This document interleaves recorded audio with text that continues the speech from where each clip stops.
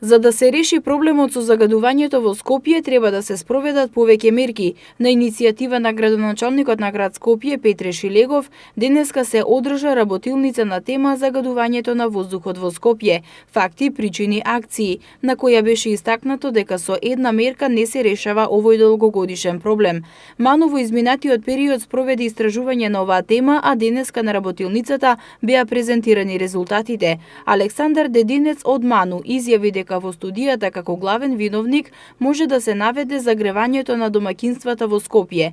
Најбрза мерка која може да се реализира и даде ефект, како што рече, е мерката за приклучување кон топлификацијскиот систем за грејење, како и субвенции за промена на начинот на грејење или користење печки на пелети, топлотни пумпи или познати како инвертори, изолација на домовите. Во транспортниот сектор предвидуваат електрификација на град Скопје до 2025 година.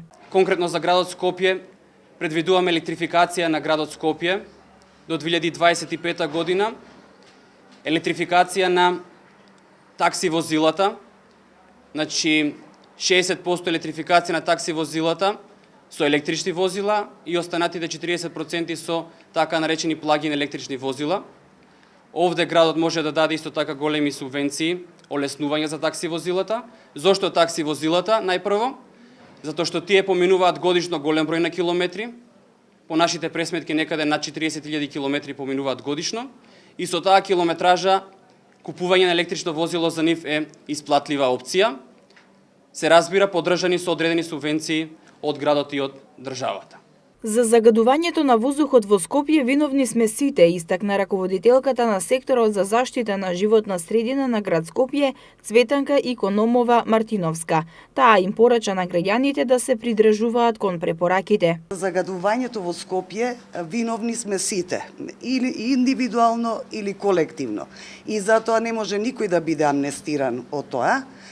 Во иднина препорачувам на сите граѓани на Скопје, вклучувајќи се и самата себе си тука, да се придржуваме кон препораките што ги даваат стручњаците и воопшто раководните лица на сите одговорни институции во државата, и со тоа да допринесеме секој посебно за подобрување на квалитетот на воздухот во нашиот град. Мартиновска додаде дека субвенционирањето за набавка на печки на пелети за граѓаните на Скопје за годинава заврши, но во буџетот за 2019 година град Скопје планира 15 милиони денари за субвенции за набавување печки на пелети.